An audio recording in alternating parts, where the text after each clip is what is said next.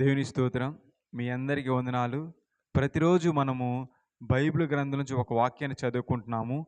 అలాగే ఈరోజు 120వ కీర్తన చదువుకుందాం. నా శ్రమలలో నేను యెహోవాకు మొర్రపెట్టితిని. ఆయన నాకు ఉత్తరమిచ్చెను. యెహోవా, అబద్ధమాడు పెదవుల నుండియు, మోసకరమైన నాలుక నుండియు నా ప్రాణమును విడిపించుము. మోసకరమైన నాలుక ఆయన నీకేమీ చేయను. ఇంతకంటే అధికముగా నీకేమీ చేయను.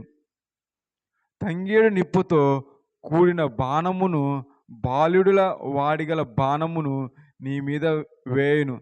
అయ్యా, నేను మెషెకులో పరదేశినై ఉన్నాను.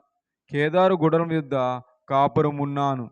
కలహప్రియుని యొద్ద నేను చిరకాలము నివసించువాడను.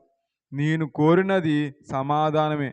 అయినను మాట నా నోట వచ్చిన తోడనే వారు యుద్ధమునకు సిద్ధమగుదురు. దేవుడి యొక్క వాక్యాన్ని దీవించి ఆశీర్వదించుగాక. ఆమేన్.